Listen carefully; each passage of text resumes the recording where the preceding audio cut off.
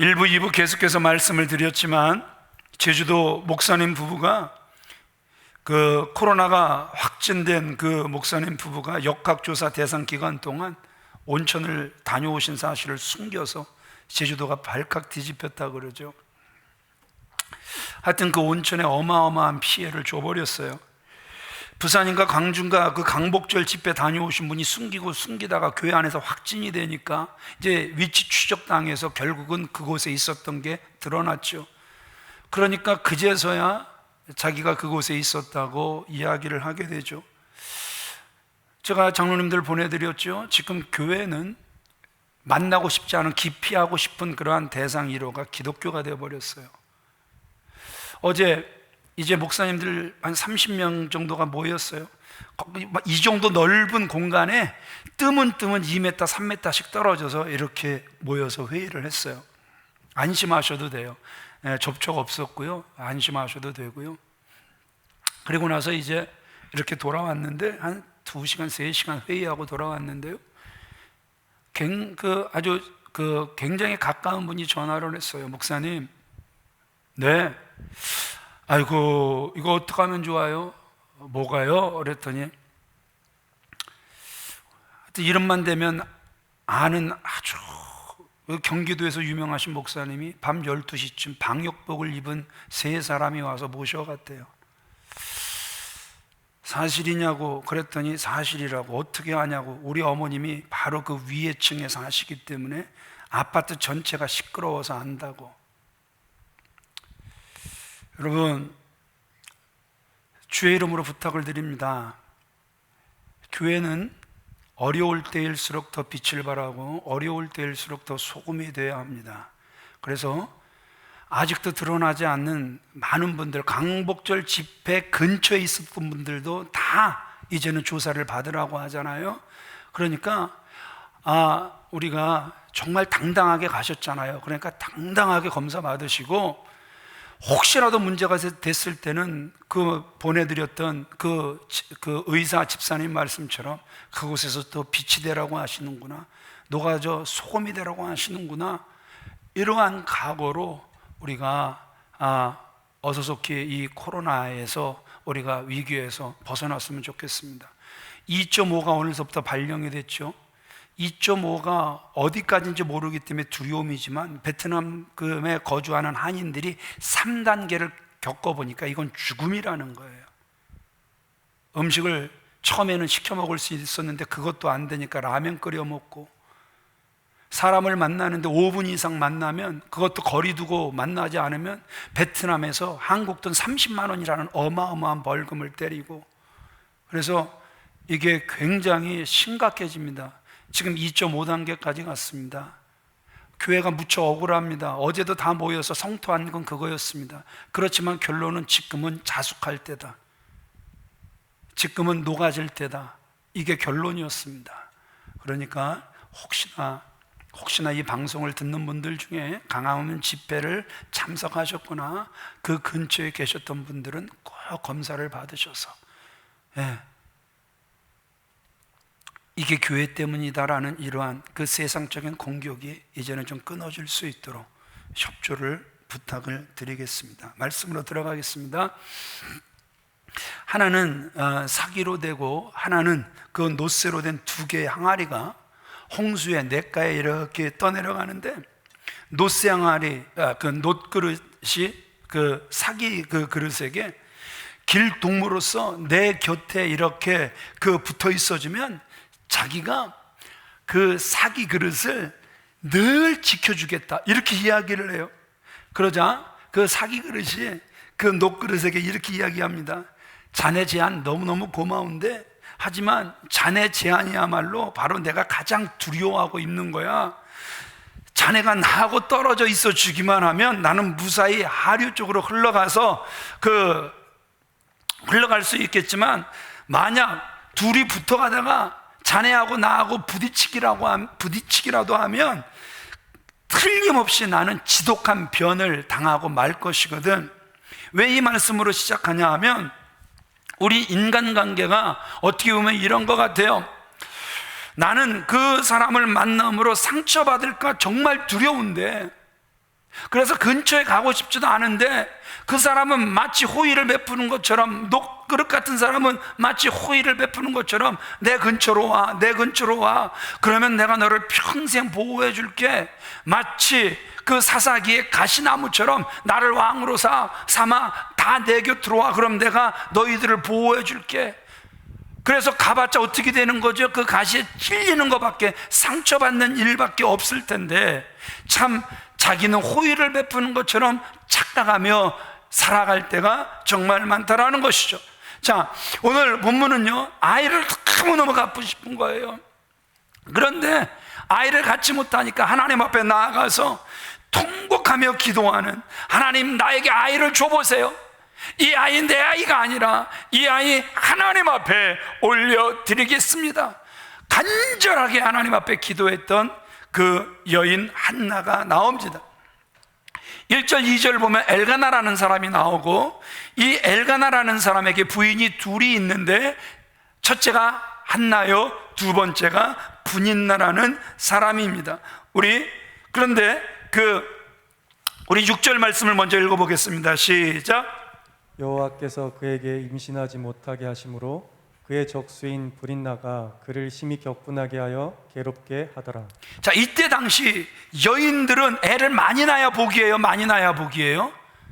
예, 많이 낳아야 복이란 말입니다. 지금은 많이 낳으면 야 쓸데없이 왜 이렇게 많이 낳았어? 왜 고생을 사서 하니? 핀잔을 듣는 그러한 세상이 됐지만, 이때 당시는 많이 애를 낳는 것은 여인에게 복이었단 말입니다. 그런데 한나는 아이를 낳지 못하는 거예요. 아이를 낳지 못하는 것은 그때 당시 수치란 말입니다. 하나님께 저주를 받는 그러한 모습일 수도 있단 말입니다. 그런데 그것도 힘들어 살겠는데 이 분인나라는 이 여인이 한나를 대적하고 멸시하면서 한나의 마음을 더 아프게 만들었단 말입니다. 그러니까 한나는 고통을 당하는데 아이를 낳지 못해서 당하는 고통이 있었고, 또 분인나의 의도적인 공격으로 인하여 또 그 여인은 고통을 당하고 있었단 말입니다. 오늘 본문에 보니까 남편 엘가나가 누구를 더 사랑하죠? 남편 엘가나가 사랑하는 것은 한나였단 말입니다. 그럼에도 불구하고 남편이 갑절로 한나를 사랑하지만 아이를 낳지 못하는 아픔은 남편의 위로가 되지 못하는 이러한 안타까운 모습을 우리에게 보여주고 있습니다. 우리 4절 5절 말씀 같이 읽어보겠습니다. 시작. 엘가나가 제사를 드리는 날에는 제물의 분깃을 그의 아내 분인나와 그의 모든 자녀에게 주고 한나에게는 갑절을 주니 이는 그를 사랑함이라. 아무리 사랑해서 갑절을 주지만 전혀 위로가 되지 않았다 말씀하고 있어요. 자, 오늘 말씀을 보니까 이 분인나처럼 남을 아주 힘들게 하는 그러한 사람이 있음을 우리에게 보여주고 있어요. 우리가 어디를 가든 평안할 것 같은데, 좋을 것 같은데, 좋은 것도 잠시고 꼭 어디든 나를 힘들게 하는 사람들이 있습니까? 어디를 가든 나를 힘들게 하는 사람들은 기대하지 않는데 기다렸다는 듯이 나타나는 이러한 안타까운 모습들도 보게 된단 말입니다. 그런데 오늘 이 말씀을 통해서 한나가 우리에게 보여주는 게 뭐냐면 세 가지 관계를 우리에게 보여주고 있습니다. 세 가지 관계. 그 첫 번째, 한나가 관계를 어떻게 해 나가는가, 나를 힘들게 하는 사람과의 관계가 있어요. 우리 첫 번째 같이 읽어볼까요? 시작. 나를 힘들게 하는 사람과의 관계. 예, 관계를 우리가 해 나가는데 그 관계가 여러 가지잖아요. 예, 나를 힘들게 하는 사람들과의 관계는 우리가 과연 어떻게 풀어갈 것인가? 오늘 언제 분인나가 한나의 마음을 괴롭게 하나 보니까 이 분인나라는 여인이 못돼도 아주 못됐습니다. 7절 말씀 같이 읽어보겠습니다. 시작. 매년 한나가 여호와의 집에 올라갈 때마다 남편이 그같이 하매 분인나가 그를 격분시키므로 그가 울고 먹지 아니하니. 예, 여기서 격분시켰다, 이게 괴롭게 했다, 이런 뜻이란 말입니다.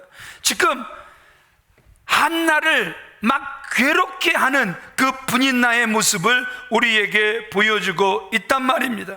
상당히 의도적이란 말입니다. 그렇다면 여기서 저와 여러분들이 먼저 알아야 될 게 무엇이냐 하면, 분인나가 지금 한나에게 정확하게 원하는 게 무엇이냐라는 거예요. 이걸 알아야만 오늘 제목처럼 깨어있을 수 있다는 것이죠. 깨어있기 위해서는 저놈의 분인나 그렇죠. 마음속에 분이 있나. 예, 이 분인나가 도대체 의도하는 게 무엇인가, 이것을 알아야 우리가 깨어 있을 수 있다라는 것이죠. 그러니까 분인나는 이거예요. 내 남편의 사랑을 빼앗아간 저 못된 한나, 저 한나가 이성을 잃고 격분해서 괴로운 가운데 날뛰는 꼴을 보고 싶다. 저 여자가 무너지는 꼴을 보고 싶다. 이게 지금 분인나의 심리란 말입니다. 그러나 분인나의 이런 태도가 누가 봐도 공정하지 않죠. 왜 공정하지 않습니까? 근본적인 원인을 제공한 사람은 한나가 아니라 엘가나란 말입니다. 그러나 심 있는 남편에게는 아무 소리 못하고 만만한 한나를 계속해서 집중해서 괴롭히고 있는 분인나의 모습을 우리에게 보여주고 있다는 것이죠. 그럼에도 불구하고 정말 귀한 것은 한나가 이 어려움의 시간을 너무너무 잘 극복하고 거기다가 자식까지 얻고, 그래서 하나님 앞에 어여치서는 참으로 귀한 모습을 우리에게 보여주고 있단 말입니다. 그래서 궁금한 게, 과연 그는 어떻게 그 위기를 극복하고 하나님 앞에 어여치 설 수 있었을까? 오늘 본문을 통해서 분인나와 한나의 결정적인 차이를 우리에게 보여주고 있습니다. 그 결정적인 차이가 뭐냐 하면, 분인나는 증오로 가득 찬 눈빛으로 그 시선을 한나에게만 고정하는 거예요. 그런데 한나는요, 똑같이 오늘 성경에 보니까 나는 슬픈 여자라 15절에 그렇게 되어져 있죠. 16절에 나는 원통하다, 나는 분노로 가득 차 있다, 격분돼 있다. 그러니까 상황은 똑같아요. 그런데 그는 그의 괴로움, 그의 고통, 그의 격분됨, 그의 그 모든 슬픔을 안고 그 시선을 누구에게 고정시키냐 하면 하나님을 바라보는 이 귀한 모습을 우리에게 보여주고 있다는 것이죠. 이 모습이 두 사람의 차이라는 것이죠. 자, 10절, 11절 모습, 11절 우리 같이 읽어보겠습니다. 시작. 한나가 마음이 괴로워서 여호와께 기도하고 통곡하며 서원하여 이르되, 만군의 여호와여, 만일 주의 여종의 고통을 돌보시고 나를 기억하사 주의 여종을 잊지 아니하시고 주의 여종에게 아들을 주시면 내가 그의 평생에 그를 여호와께 드리고 삭도를 그의 머리에 대지 아니하겠나이다. 그 괴로움 속에 그의 시선을 지금 누구에게 고정시키고 있는 거예요? 하나님께 고정시키고 있는 모습을 우리에게 보여주고 있단 말입니다. 기도하는 거예요. 한나의 기도를 우리가 살펴보잔 말입니다. 이 한나의 기도를 보면 그의 마음이 너무너무 괴로웠어요. 너무너무 고통스러웠어요. 그러나 그가 괴로움과 고통 속에 하나님께 눈물로 통곡하며 기도하는 거예요. 그게 10절이잖아요. 기도하고 통곡하며 하나님 앞에서 울어볼 만하단 말입니다. 우리가 시편 126편 5절 6절 말씀 다 아시죠? 우리 같이 읽어보겠습니다. 시작. 눈물을 흘리며 씨를 뿌리는 자는 기쁨으로 거두리로다. 울며 씨를 뿌리러 나가는 자는 반드시 기쁨으로 그 곡식단을 가지고 돌아오리로다. 예, 왜 울어볼 만합니까? 여기서 지금 왜 눈물을 흘리겠습니까? 희망이 있으면 눈물을 흘리겠습니까? 희망이 없어 보이죠? 그럼에도 불구하고 뿌려야 하니까 눈물로 씨를 뿌리는 거예요. 괴로운 가운데 씨를 뿌리는 거예요. 고통 가운데 씨를 뿌리는 거예요. 희망을 별로 보지 못하지만 눈물로 씨를 뿌리는 거예요. 그런데 하나님의 약속은 눈물로 씨를 뿌리는 자가 기쁨으로 단을 거둘 것이다.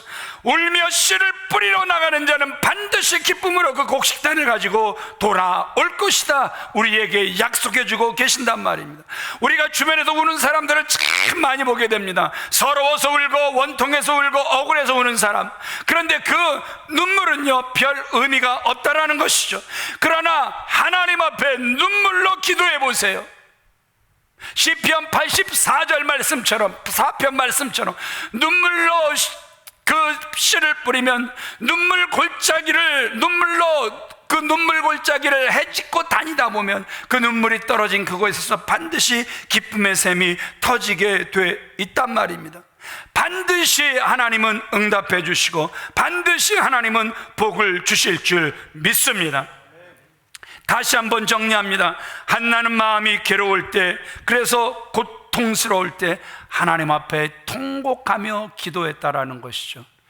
괴로울 때 주님의 얼굴 보라, 평화의 주님 바라보아라. 세상에서 시달린 친구들아, 위로의 주님 바라보아라. 하나님께서 사랑하시는 귀한 믿음의 성도님들, 우리에게도 아픔이 있고 절망이 있고 고통이 있고 분노가 있고 실패가 있단 말입니다. 그때 저와 여러분들이 신앙인이라면 해야 할 것, 고통 중에 눈물로 하나님께 기도하는 거란 말입니다. 한나가 그 대표적인 사람이라는 것이었죠. 또 한나의 기도를 우리가 살펴보자 말입니다. 한나의 기도를 보면 자신에 대한 자학이 하나도 없습니다. 또 하나님, 저를 괴롭히는 저 분인나, 저 못된 년 혼내주세요. 자기를 구박하는 분인나에 대한 원망이 하나도 없습니다. 이것이 한나의 기도가 정말 귀한 이유란 말입니다.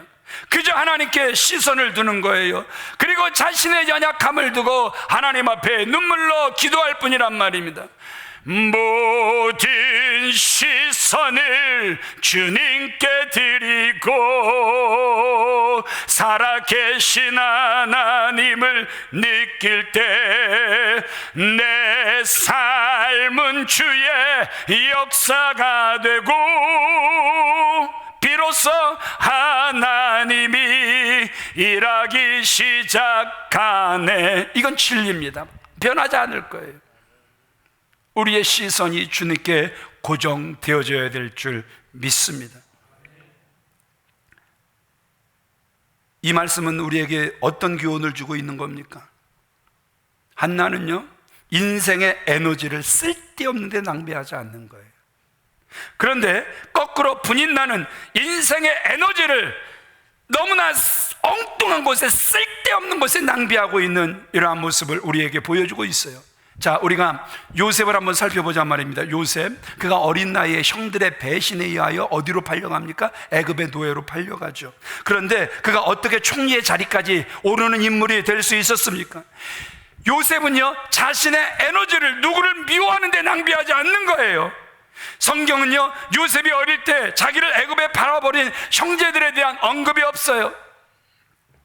이 형들, 내가 잘 되기만 해봐라, 내가 뼈를 갈아버릴 거야.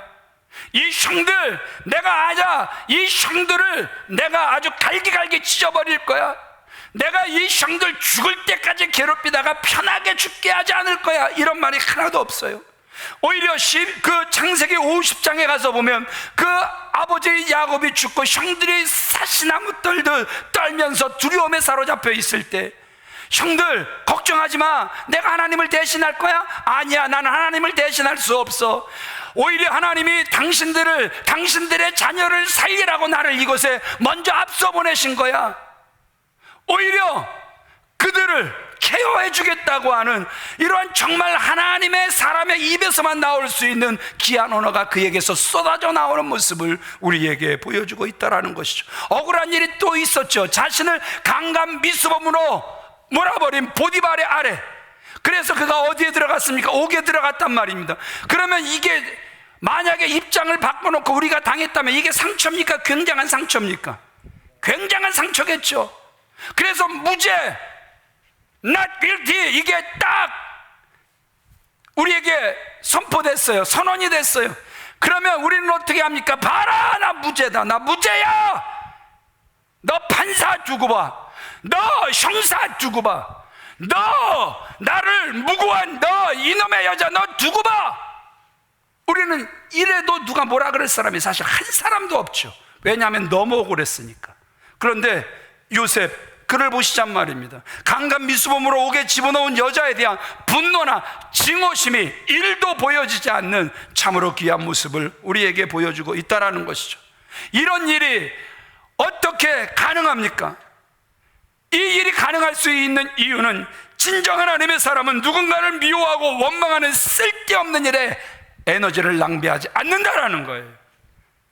이것이 복음으로 가득 찬 사람이고 이것이 복음의 능력이기 때문에 그렇다라는 것이죠.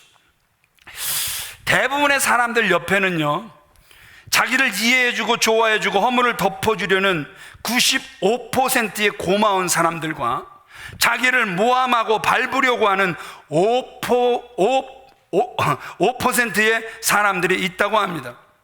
그런데 우리의 치명적인 결함이 뭐냐 하면, 우리의 치명적인 결함은 우리 주변에 95%의 좋은 사람들이 있어요. 그런데 우리의 인생의 에너지를 누구한테 뺏기냐 하면 우리를 미워하는 5%의 사람들에게 인생의 에너지를 뺏기려고 하는 이런 안타까운 모습들을 보게 된다는 것이죠.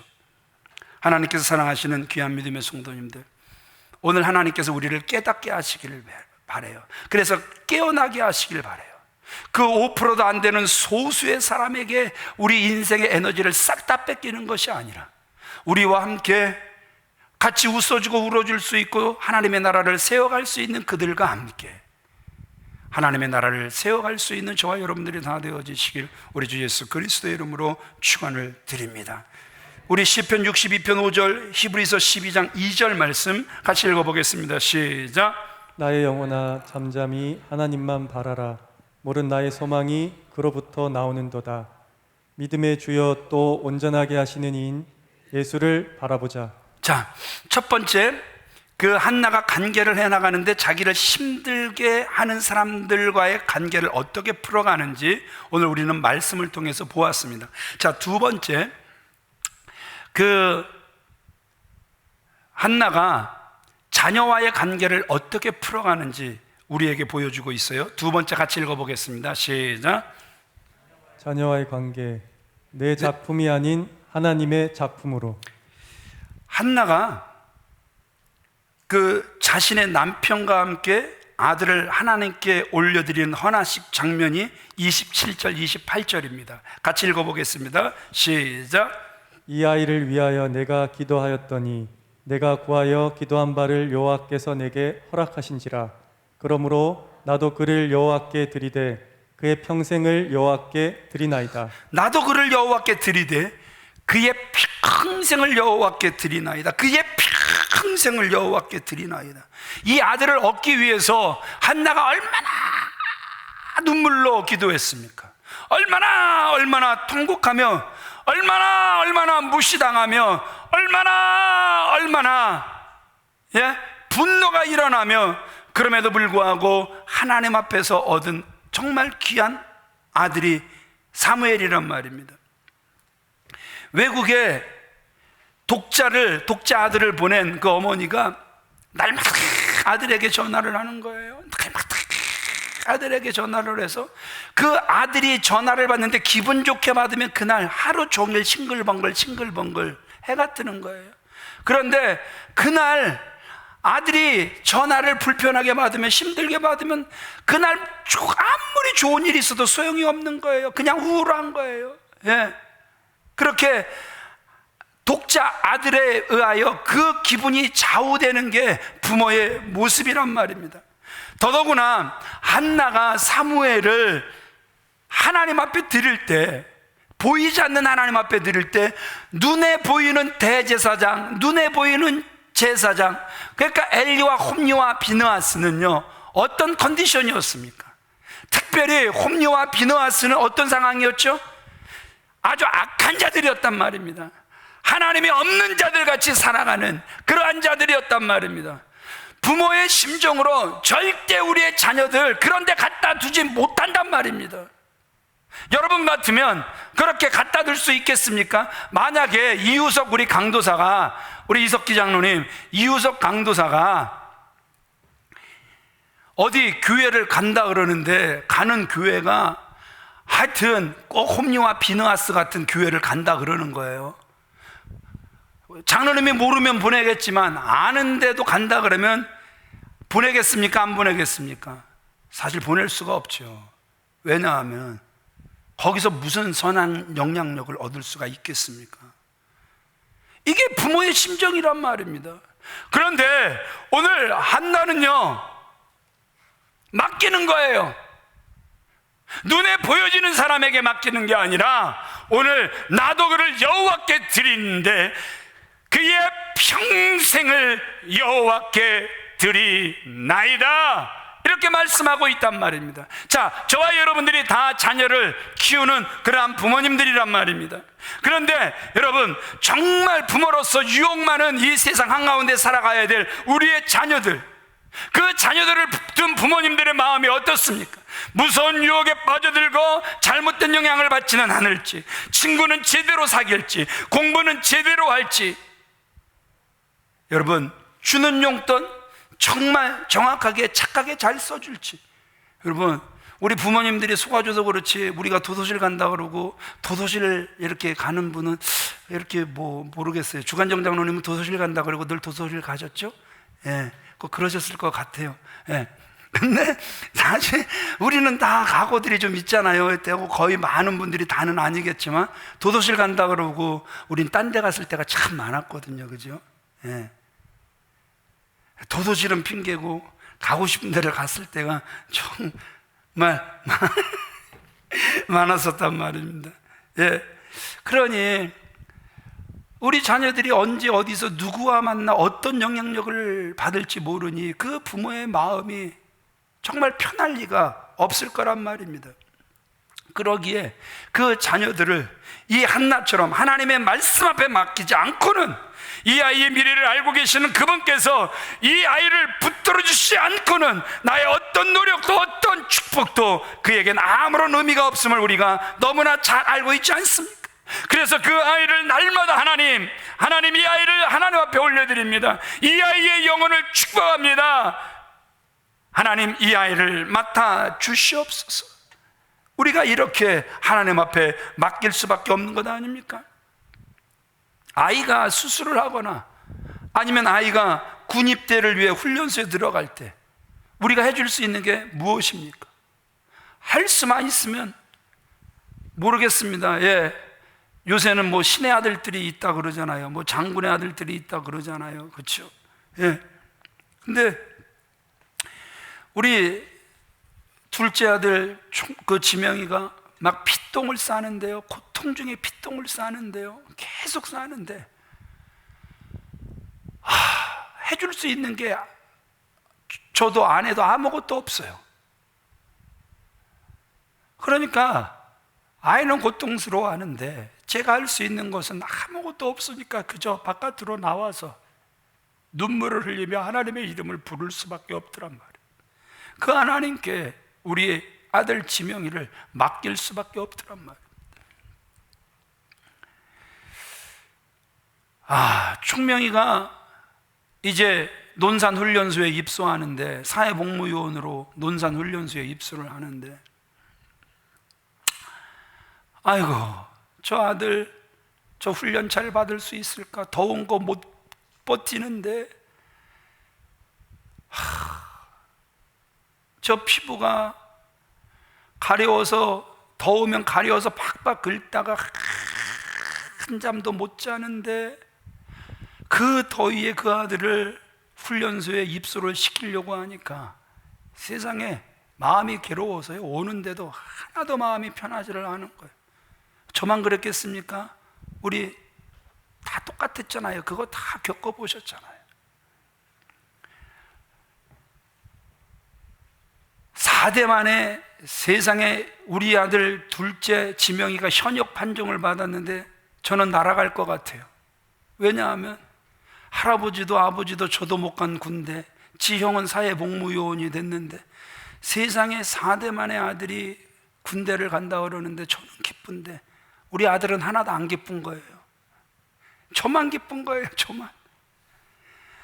아이고, 그러니 우리 아들 지금 이 설교 듣고 있을 거예요. 지금 자기 그 내움 안에서.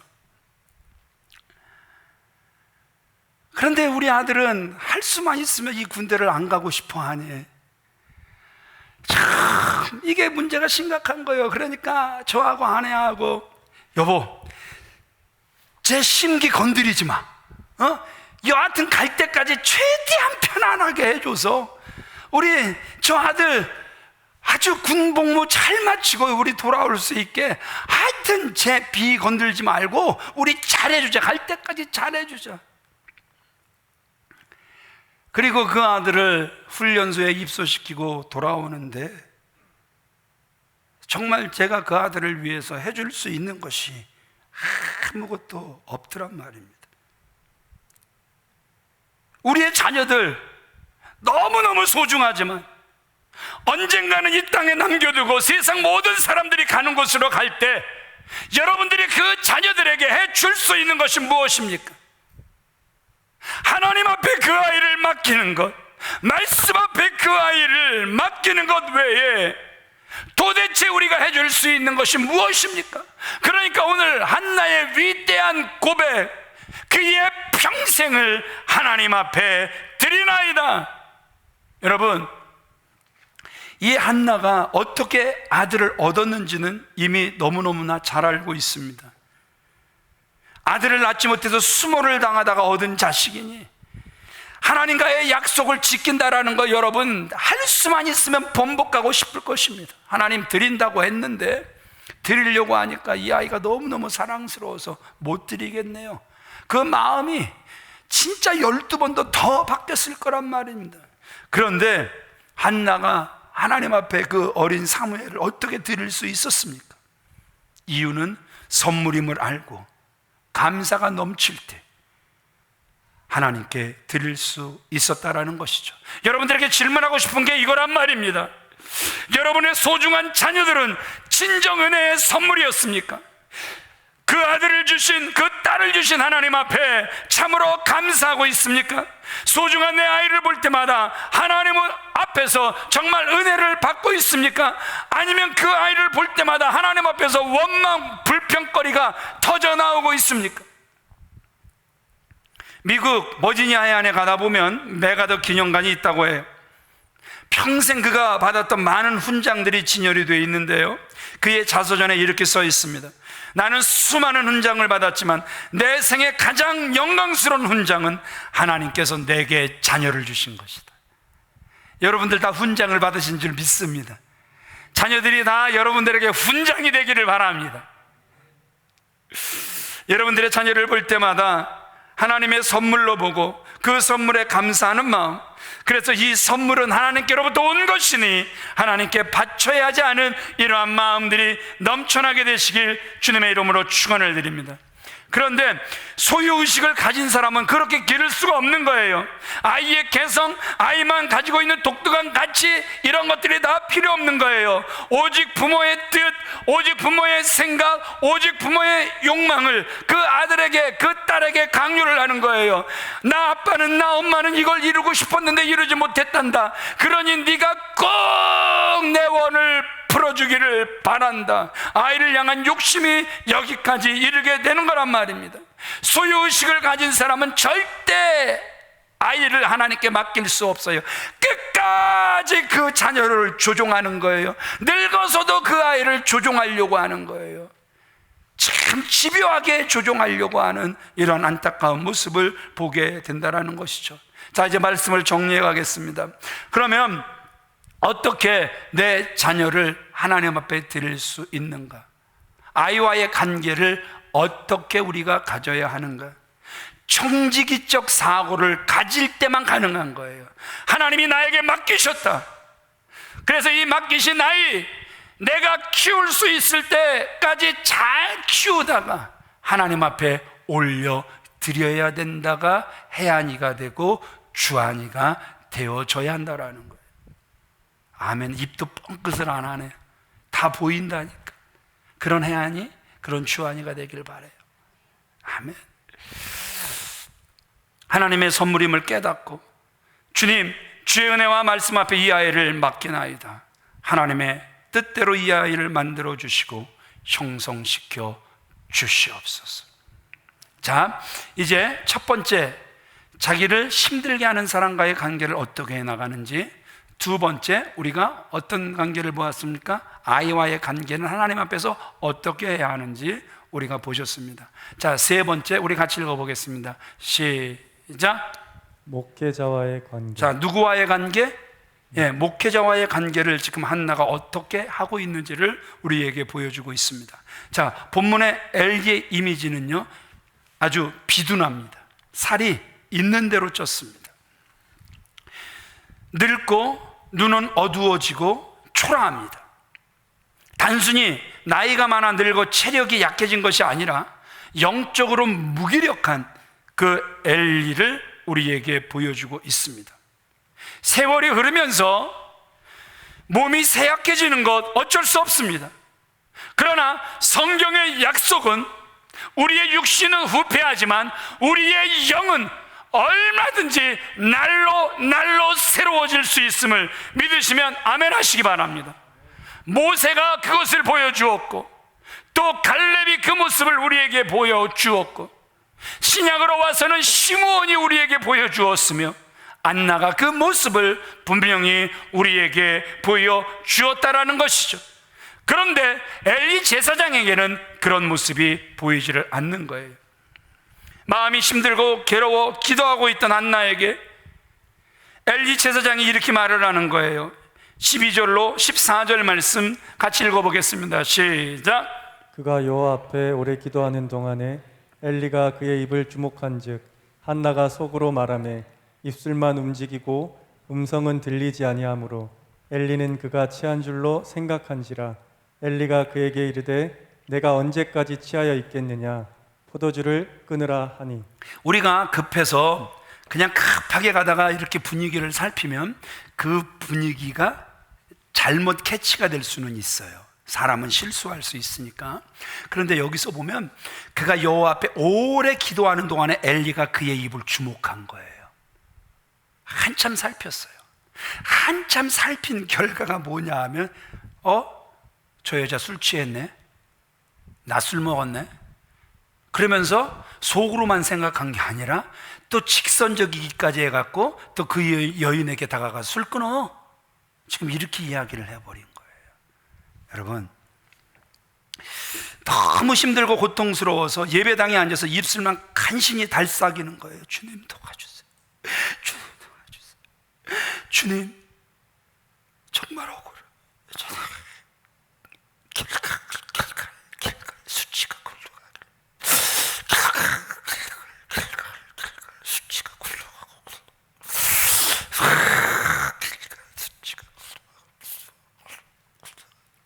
이렇게 기도하고 있는데 목사가 와갖고, 아이 집사님 새벽부터 이게 뭐야, 뭐 술 먹고 와갖고 교회에서 이게 뭔 짓이야, 이게 술 끊어.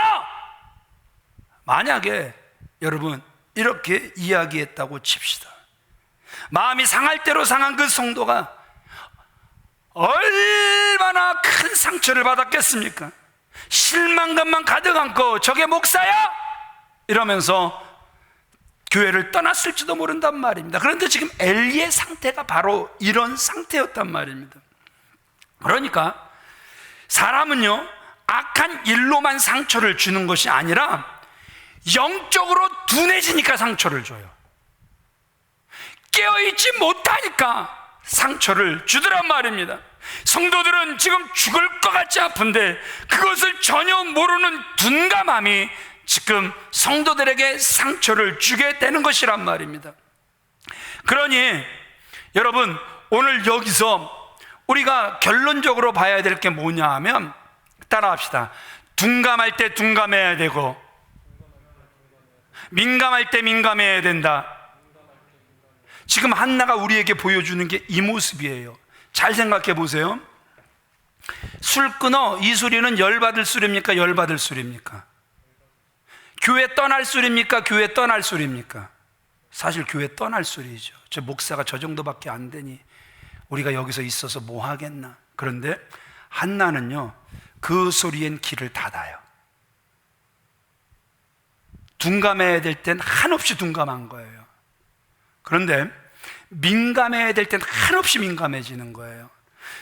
미안한 엘리가 뭐라고 이야기를 합니까? 평안히 가라. 이스라엘 하나님이 내가 기도하여 구한 것을 허락하시기를 원하노라 하니 이르되 당신의 여종이 은혜 받기를 원하나이다 하고 가서 얼굴에 다시는 근심빛이 없었더라. 민감할 땐, 예민할 땐 되게 예민한 거예요. 영적으로 땡겨야 될 건 놓치지 않고 땡겨버리는 거예요. 이것이 지금 한나가 우리에게 보여주는 제사장과의 관계, 목회자와의 관계임을 우리에게 보여주고 있다라는 것이죠.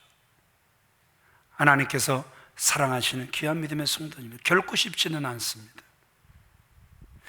우리가 십자가 앞에서 죽음을 확인하기까지는 결코 쉽지 않음을 이미 우리는 다 경험하고 있습니다. 그러나 우리의 신앙이 성장했다라는 건 바로 이 모습이란 말입니다. 꼭 기억하시기 바랍니다. 둔감할 땐 둔감해야 되는 거예요. 내게 상처가 되는 건 그냥 끊어버려야 되는 거예요. 이걸 끊어내지 않으면 엘리가 그렇게 이야기를 했다고 한들 그 말이 받아들여지겠습니까? 내가 예민해지려고, 민감해지려고 한들 지금 앞에서 한 행동들 때문에 그게 취해지겠습니까? 그러나 둔감할 땐 둔감한 거예요. 사정없이 끊어내는 거예요. 저 소리 내가 안 들은 걸로 하겠다. 그러나 주의 종이 은혜를 잊길 원하나이다. 그 말씀이 내게 이루어지기를 원하나이다. 어이구, 그리고 증거가 뭐예요? 집에 돌아가서는 얼굴에 다시는 근심이 없었던 거예요. 얼마나 깨어 있었는지. 진짜 한나가 위대한 신앙인이었음을 우리에게 보여주고 있다는 것이죠. 우리는 어떻습니까? 둔감해야 될 때 너무너무 예민한 거예요. 그냥 못 들은 척 해도 될 때 그것을 붙잡고 끝까지 물고 늘어지면서 사람과의 관계를 끊어버리는 이런 안타까운 모습도 봐요. 예민해야 되는데, 이건 진짜 취해야 되는데, 이건 성경에나 기록되어 있는 거지 뭘 꼭 이대로 살아야 되나? 민감해야 될 때 아주 둔감해지는 이런 안타까운 모습들도 보게 된다는 거예요. 그래서 오늘 다시 주의 이름으로 권면합니다. 둔감할 때 둔감하게 하시고, 예민할 때 예민하게 하여 주옵소서. 깨어있을 때 반드시 깨어있는 하나님의 사람이 되게 하여 주옵소서. 오늘 한나처럼 될 수 있는 저와 여러분들이 주 안에서 다 되어지시길 주님의 이름으로 축원을 드립니다. 말씀을 마치겠습니다. 저는 엘리 제사장을 보면서 두려움을 느껴요. 당대를 대표하는 제사장, 대제사장이라는 직분을 가지고 있었지만 그 직분은 엘리를 순종의 자리로 이끌지 못했어요. 오히려 시간이 가면 갈수록 영적으로 퇴보하는 이러한 모습을 저에게 보여주었습니다. 왜 그런 줄 아십니까? 직분 이꼴 수준이다 착각하며 살아갔기 때문이란 말입니다. 직분 이꼴 수준 아니더란 말입니다.